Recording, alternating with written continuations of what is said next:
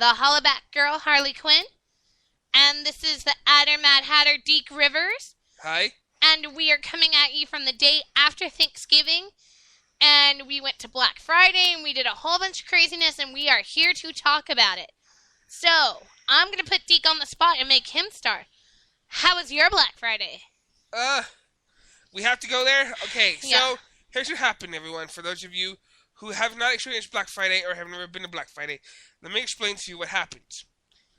It's just an excuse for people to go and buy stuff at half price, which is like really cool because I think, for my part, Walmart makes more money during Black Friday than they do during the year. Anyway, to make a long story short, I was standing in line to get a tablet. Well, while I was standing in line to get this this $29 tablet, excuse me, I'm a little sick and my head's going in 1,000 different directions. Anyway, I was standing in line to get this tablet. People were tearing each other apart for this pots and pans set. I mean, like, this one dude sucker punched this lady just to get a pot and pan set. I'm like, how desperate are you to get a freaking pot and pan set? By the way, I said freaking, I didn't say the other word. What else? Anyway. Well, what kind of tablet did you get? I got an RCA 7-inch, or whatever it is, pad in blue. And they were telling me that they only had 8 left. Mm-hmm. I'm like, I was tripping, but, you know, I got it because they had a whole shelf, or a whole case full of them. But other than that, yeah, it was... And then what else? How was your, what else did you do? Like, how long did you have to wait in line? I would say it was about maybe 4 hours, 3 hours maybe. It was less than 3 hours. And then what else? Okay, why don't you tell everybody now about how you waited in line for the camera? Oh, I waited in line for 4 hours for the Nikon Coolpix camera that was for $47 at Walmart. And it was so tiring, and I was just like, I don't understand how people get it. And then it was like 2 o'clock in the afternoon, and I was like, I have to take a nap because I'm tired and I can't do this anymore. So I took a nap and all that kind of stuff and whatever. Okay, I'm over Black Friday. Let's talk about America's Got Talent. So why don't you tell everyone, Deke, how the America's Got Talent thing got started when we had this discussion on Wednesday. I was telling Harley that the America's Got Talent is a bunch of malarkey bullcrap, and that they screw over a lot of their talents. And I'm going to tell you why. Okay, because there's so many talented stars from there that have come and gone and have been and whatever. And namely, a man that is near and dear to your heart, Mr. Prince Poppycock. They screwed him over, but we're not going to open that book right now. Well, we're going to go into that in a second, and I'll give everybody a shout-out and a heads-up and all that kind of stuff. But then I turned to him and I was like, I still have a problem with America's Got Talent. I'm so over it. I have not watched the show since the whole thing with Prince Poppycock went down or whatever. So I'm going to give you a brief rundown, and then we're going to talk about the actual subject of what happened to me. So, well, not happened to me or whatever, but it involves a Facebook tiff and all that kind of stuff or whatever. So, in 2000, I think it was 2010 or 2011 season, they had, do you remember they had Gabby's mom from Precious? Yeah. Miss Alice Tan Ridley. By the way, she's a really nice lady. She sings really, really good. Yeah, I remember that. Yeah. I think she got to, like, maybe the top 10, and that was it, or whatever. And then they had Prince Poppycock, but then it came down to Prince Poppycock and that guy Michael Grimm, right? Right. Now, the thing with America's Got Talent is the person who wins America's Got Talent is supposed to get $1 million and headline a Las Vegas show, right? And so, that's my understanding, and that has always been my understanding, and I'm still pissed off that Prince Poppycock didn't win and how they treated him or whatever. But that's for a whole other different story or whatever. So, I think it was last week when I gave when I was talking to you guys about Jersey Boys and John Lloyd Young and all that kind of stuff, and I mentioned the Facebook page and all that kind of stuff. So, about 3 weeks ago, when I first saw Jersey Boys, I was like, totally, I'm still into it, by the way, and I was like looking at the Facebook page and you know, right-clicking and saving pictures because he is really cute, by the way. Yeah. Anyways, so I'm over there doing this, and then all of a sudden this little thing pops up. You know how when you get a little notification on Facebook, it'll tell you what's going on, right? So I'm actually I'm busy looking at the page doing research because I wanted to talk to everybody on the podcast about who this person was and why and Jersey Boys and all that kind of stuff, and say that I never got the privilege to see the show, and I would still love to see the show, even if he wasn't in it or whatever. Okay, whatever. That's beside the point because I'm rambling. But, so I'm on the page, and then all of a sudden this little notification pops up, and it's from Michael Grimm, I guess the Facebook page or whatever, because I'm on the face. I got to meet him when they played in Grand Prairie, Texas. I didn't get to actually meet him or shake his hand or take a picture with him or whatever, because I was still upset about the Prince Poppycock thing. And when it came time to the meet and greet, Michael Grimm was over here, and and nobody wanted to see him. It was so funny though, because we had all seen him perform or whatever, and I'm the first in line waiting, and then I guess there was somebody over there in front of him, and then they went to talk to Prince Poppycock, but then it was my turn, and I'm like, I don't want to talk to you. I'm waiting for John, right? I know, right? So, I go over there, and I meet Prince Poppycock, and I took pictures with him, and was like, I read the Poppy Pledge, and blah, blah, blah, blah, blah. I'm like, oh my God, puppies! So on and so on. So on this notification, right? The notification said, Michael Grimm Kickstarter, for his first album, and that he wants to create an album or whatever, and it's going to cost this and this amount of money, and whatever, and I'm like... Didn't he save money from the show? Wait a second, and I'm all like, huh? Make me drop my taco and my sombrero, and my freaking bottle of water, and my damn cigarette, while I'm in a good mood, looking at, this dude's Facebook page, and I was like, I'll be right back, Mother Johnny. I'm gonna go see what the heck this is on. So I go and click over, and by the way, nobody's commented because I think this was the first time or something that he had posted it on Facebook. And I'm reading the thing, and the first words out of my mouth as I'm typing is, didn't you win the $1 million on America's Got Talent? Send, right? Exactly. Then I go back to the other page, and I'm like, oh, hey, everybody, what's up? You guys are so awesome. Everybody's awesome. We're all awesome. You know what I'm saying? Everything is awesome. And then so a day goes by, and I'm at work, right? The last thing I need, I'm at work, is for people to be bothering me or whatever, on Facebook or whatever.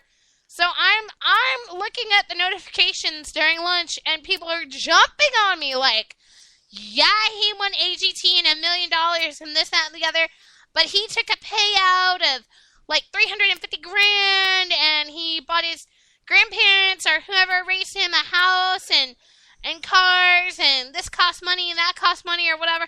I'm like, hold up, wait a second, let's strike that and reverse it for just a second, because I'm like, I don't know who's handling his business or his financials, but they need to be fired effective 3 weeks ago.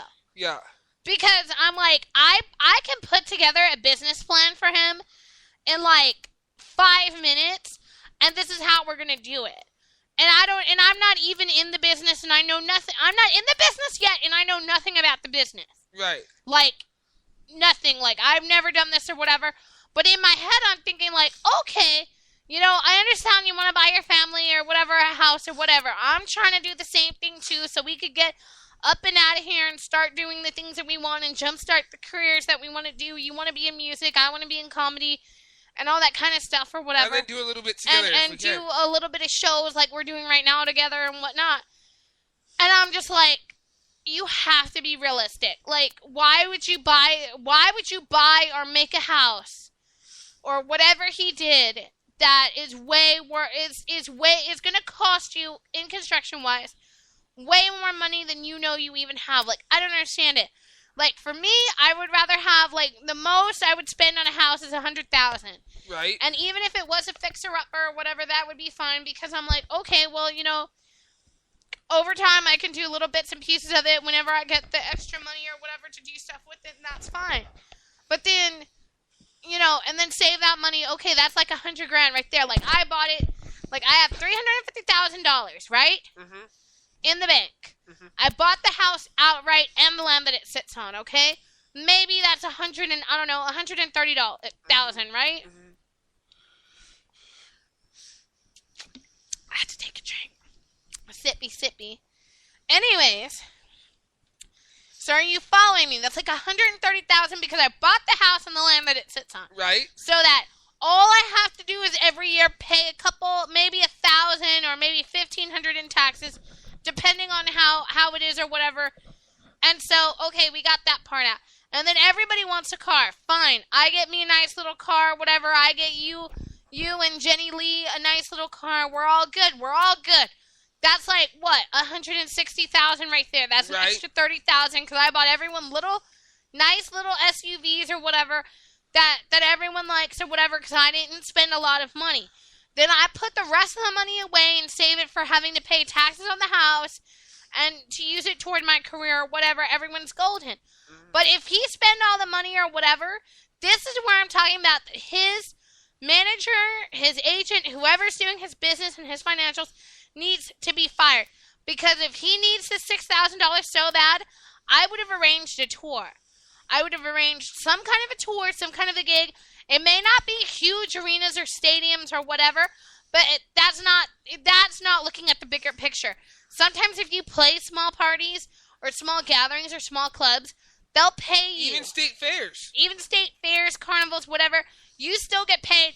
If I was his business manager, he would have made that money back in less.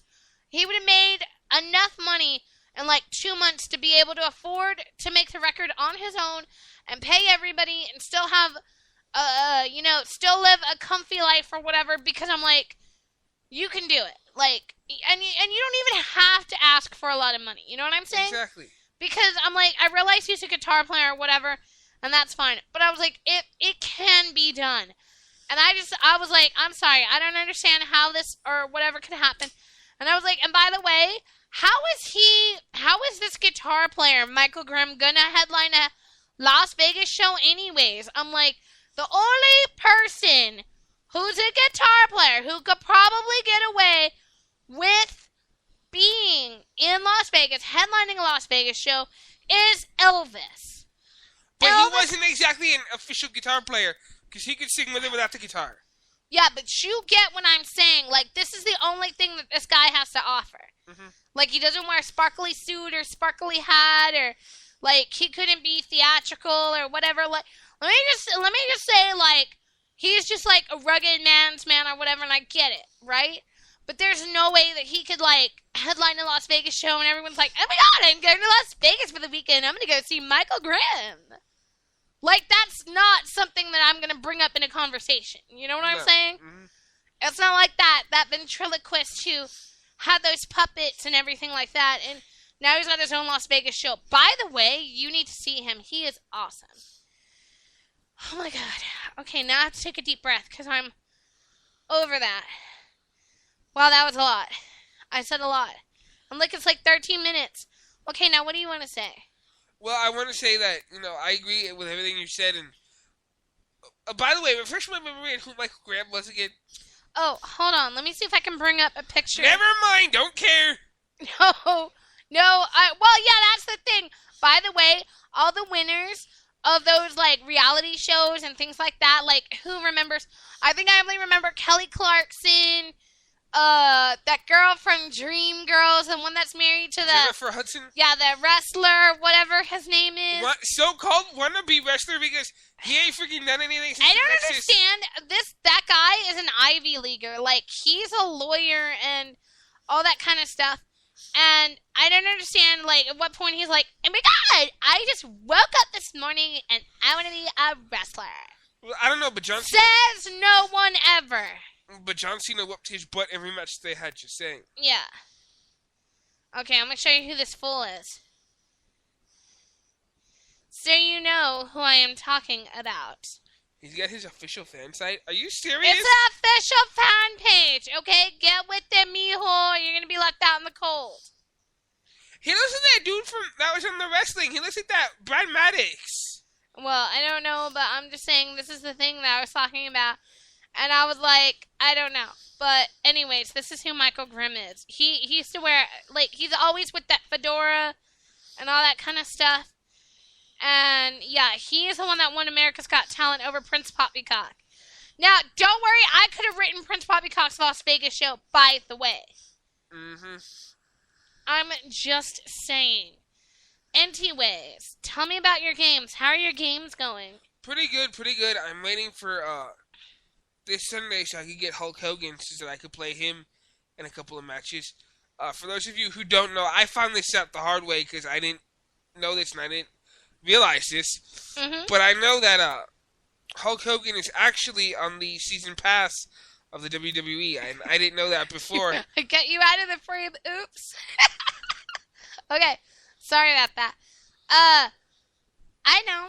Tell him about your rock and roll history lesson that I gave you this week. Okay. Well, no, and tell them the story of how this came about because they need to know. Because, but I'm sorry to interrupt you. Because before I get anybody else, all these hipsters, blah blah blah, with their blah blah blah blah blah blah blah, paying to see it. Let me just say, okay. I know I talk about Jack White. Here we go again. My babe, my boo, my love, my everything. You hear her talk, you think she can do the whole show herself. Go ahead. And, like, I told you that, I was like, I know Jack White knows his shit. Like, point blank. Like, he does. Knows his shit so much that he shows everybody else up who doesn't know their shit. I'm just saying. Okay, now tell them about your rock and roll history lesson. All right. Well, here goes. I'm going to be over here, okay? I was telling Harley about music in general that I like, and so we were talking about random stuff. And she told me about this song that come up because she had mentioned the name Robert Johnson. And Jack White, it's okay. You can say your brother-in-law's name. He won't mind. Okay, I'm sorry. I'm sorry. And him. And that guy that she just mentioned. Anywho, like I was saying, before I was really interrupted. Anyway, it came up that the name Robert Johnson. And, well, anyway, I know a lot of blues singers. Like I know B.B. King. I know Muddy Waters. I know, who's the other guy? Howlin' Wolf. Mm-hmm. Mostly everyone that was in the Cadillac Records movie. Etta James, all those people. Uh-huh. And, I love blues music. I love all kinds of music, to be honest with you. Mm-hmm. I don't care who it is. And Harley, the other night, mentioned to me Robert Johnson.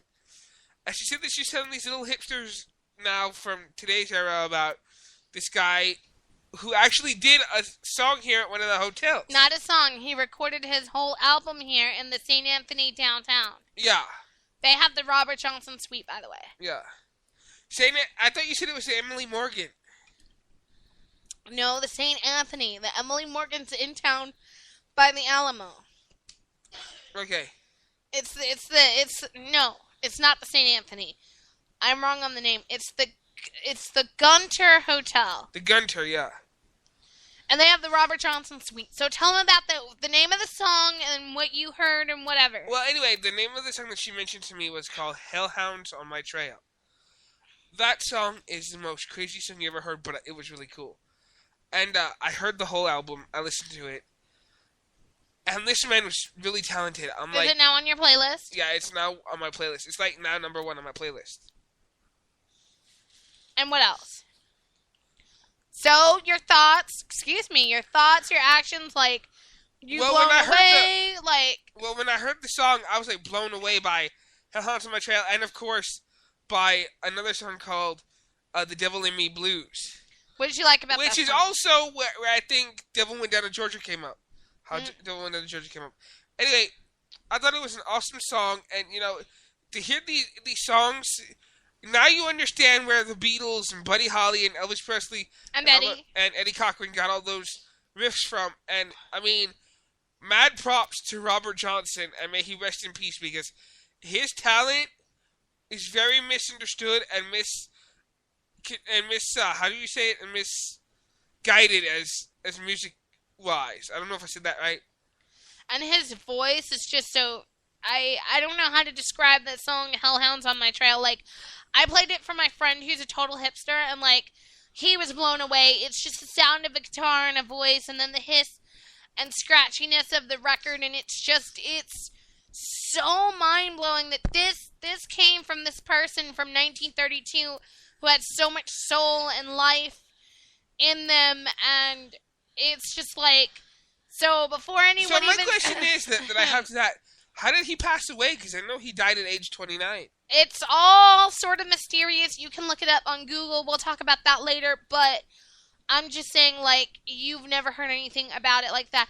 And to anyone and everyone who thinks they know the history of rock and roll You or don't whatever, know Jack. you don't know Jack. And that is the reason I love Jack White, because he knows not only about rock and roll, but he knows about the blues, and he knows, he knows where the music comes from or whatever, and he's not fake about it and trying to hide who he is or whatever, and that, my friends, is the reason. Well, that's what I want to do, too. I don't want to sugarcoat, my stuff. Yeah, I'm like, because I can tell you, Demi doesn't know, Selena, everybody, all these guys that think they know, they have no idea, because let me just tell you, I converted you. I played you that song, and you said to me, Harley, I have never heard anything like that before or since. Exactly.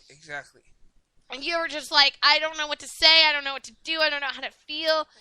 I'm lost. And I'm like, that is the perfect answer, because that is how they want to make you feel. And I don't even know how to describe it, because it's such a great feeling, and I was so proud that I got to share that with you and teach you something new about the history of rock and roll. And then I bought Jersey Boys on DVD and at Walmart, but they didn't have a special edition. By the way, Deke, I would have paid $24 for it. I'm just saying. It's available on Amazon. No, you don't understand. Okay, no, you don't understand. I was like, I want my special edition. I want to see all the special features. I want to dance. And no, I'm just like, no. Anyways, we have about 7 more minutes. So what else? What else did you... Anyway, oh, tell them about the Elton John song. Oh, there's this really beautiful Elton John song that I like, called The Bridge. Everybody who knows me knows that I love all kinds of music, like I just said. And I'll listen to any type of music, Elton John, Demi Lovato, whoever, because I just love music, and music is my passion. I love music, and I want to do music. And hopefully one day I may be able to share the stage with one of my heroes, Elton John. But that's dreaming big. I know. However, this is where I'm going with this. This song called The Bridge, it's on his album, The Captain and the Kid, which is a beautiful album. I heard the whole entire album. And I'm not too big on too much of his work, but I like that song. And, of course, Harley's theme, The Bitch is Back. Yes, that's right. He said it. That's my theme song, The Bitch. I will roll up on somebody when I'm driving with that song playing and they'll be like, oh, if there's ever a theme song written, it was that one for her. Anyway. I'm just saying. Anyway, the song The Bridge, he's mainly talking about, and I get this, he doesn't so much come out and say it, but I know where he's going, that, he's seen the bridge and they build it high and whatever. And he's saying that when you die, do you cross the bridge or do you fade away? Now, my question to that would be, okay, even if you do cross the bridge, if you faded away, where would you go? That's what I want to know. Yeah, and another thing is, he says in the song, too, I've seen them jump with no rescue. Where do they jump to or from? I don't know, but I haven't heard it yet. I'll have to listen to it later, because I'm going to go back to doing writing right now in a little bit, as soon as I'm finished here. Because I was doing that before Black Friday got all discombobulated and sort of set everything back a couple hours. But I think that was our show today. We had a really good Don't Trip on Our Mushrooms this week, I think. Yeah, and next week we'll be coming at you with more after shows, more hilarity, and join us next And week. we're going to film some of the things that we've done. Like, we're going to film... And join us very soon as we're working on material for you guys. It's coming actually very soon. Tell them, Harley. Very, very It's soon. coming Like, very, very I'm soon. going to be writing There's it only within two the of us. There's only two of us. couple of days. Yeah. I'm the one that's in charge of writing and shooting and having to get this one on board. That's in charge of producing. This is just my puppet right now. He's just going to do what I tell him to do, pretty much. Yes, right. boss. Not boss. Say yes, Harley. No, yes, Harley. I'm just kidding. Because I'm the brain. Strings to hold me down, make me frown. I have strings, but not on my feet. There are no strings on me. Because what are we going to do this week, Deke? Same thing we do every day, Harley. Try to take over the world. That's right. So, anyways, we got some very funny comedy sketches coming up because that is what I've always wanted to do. I want to do comedy sketches for my channel and vlogs and things like that. I'm not going to film in the apartment because I don't really like our apartment. I'm waiting a little bit more to shoot when we move to Nashville, but you'll hear about that later. But we will be doing some stuff here very soon, and we hope you guys will join us, and we hope that you guys like it. And if it stinks, it's Harley. If you like it, talk to me. I'm Deke. Everybody knows I'm the funny one. I can be rude and sarcastic, whatever it takes. I also want to just let you know ahead of time, while I have your attention and while everybody's looking at us, that you need to perfect your Cholo accent because I'm gonna make you be a Cholo. Hang on a second. Hang on. Let me think of something. Hang on a second. Oh, that sucks. No, it does not suck because I'm gonna make you be a Cholo. You just wait. I'm gonna pimp you out all that ass. It's not fucked up. It's gonna be awesome. Ask me why I'm moving my eyebrows like that. Okay, why are you doing all that eye and? Because that's how the Cholos go. Have you seen them? Dude, that's fucked up. Have you seen them? I don't know. No, I've never Dude, actually. That's fucked up. I don't know. I've never actually been locked away in a room with a Cholo before, so I'm just saying. I'm just gonna put a comedic twist on it. Okay.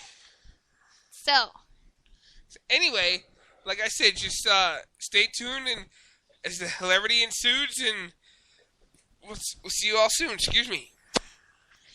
That was the Outer Mad Hatter Deke Rivers, and I am the Harley Quinn, the Hollaback Girl.